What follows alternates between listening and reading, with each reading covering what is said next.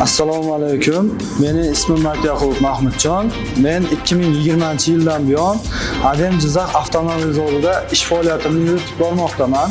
Hozirda CMM masteri lavozimida ishlab kelmoqdaman. Bu CMM xonasi, bu yerda maxsus robot orqali kuzovning geometrik o'lchamlari aniqlanadi. Bir smenada bitta kuzov tanlab olinadi, pozitsiyasiga qarab 2000 ta, 2030 ta, 2100 ta nuqta tekshiriladi.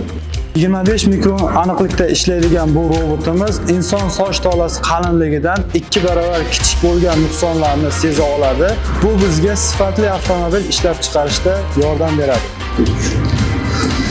Kuzovdan tashqari eshik va kapotlarni standartga asosan qolipga mosligi ham tekshiriladi.